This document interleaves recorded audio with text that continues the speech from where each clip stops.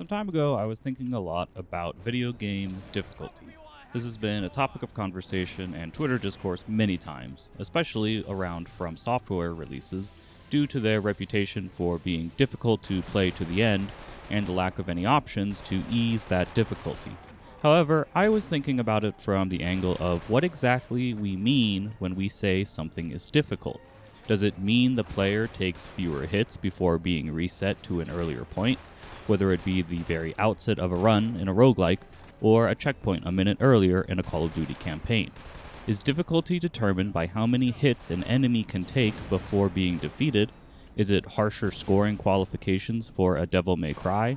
Is it any enemy behavior becoming more adaptable or sophisticated, learning from the player actions, or being given more capabilities the higher the setting? Killzone 2 has a reputation for being one of the tougher games to complete on its hardest difficulty level, Elite. And so, I wanted to take an analytical, frame-by-frame look at Killzone 2 and its 4 difficulty levels to see what exactly separates each option from each other. As a first-person shooter, I expected the main differences between difficulty settings to be: player takes less hits to die and be reset the higher the setting, the enemy takes more hits to die the higher the setting, and I was curious as to whether the enemy AI is more aggressive with flanking and grenade usage and firing at an exposed player the higher the setting.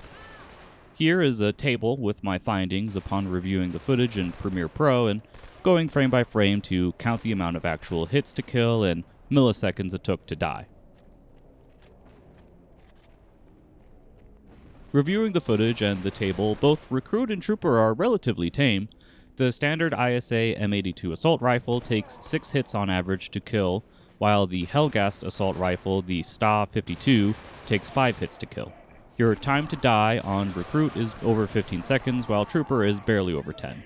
On Recruit, the enemy AI was more preoccupied with the ally NPC than my player character, focusing fire on him despite me standing in the open. On Trooper, their hits were more consistent, and the time to die would have been shorter if not for the enemy soldier reloading and taking time to take cover. Veteran is where things really change drastically. Enemies take more shots to kill, ranging from about 2 to 4 or more on both the assault rifles. The time to die is significantly shorter, with about just 2 seconds continuously exposed before death. Elite had a consistent 9 bullets per enemy with the M82, whereas the SA-52 more varied between 6 and 10. Time to die on Elite is pretty much the same as Veteran. Additional details on the Elite difficulty is that I noticed enemies would move while in cover to avoid the player zeroing in on their exposed areas. Grenades were thrown more often on Elite than on easier difficulties, and the player lacks the aiming reticule when firing from the hip that is present in every other difficulty setting. Reviewing this, it appears Killzone 2 has 2 main difficulty levels, normal and hard, with more acute differences between their subdivisions. Killzone 2 adheres to the expected difficulty variation of the higher the difficulty, the more damage is required to achieve a kill, and the less damage you can take before being reset to an earlier checkpoint. I do appreciate the finer details on Elite, with the enemy AI appearing to be more capable to combat the player's actions compared to every other option. Lastly, some miscellaneous details. The average load time to load a checkpoint upon death was 9 seconds, 39 milliseconds, and 26 microseconds. Average time to load a level from the mission select was 28 seconds, 59 milliseconds, and 40 microseconds.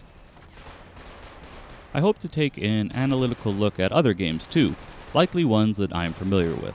Next, I think will most likely end up being Uncharted 1 and 2, as both have a reputation, especially the first, for having bullet sponge enemies while presenting itself as a more realistic and cinematic game experience.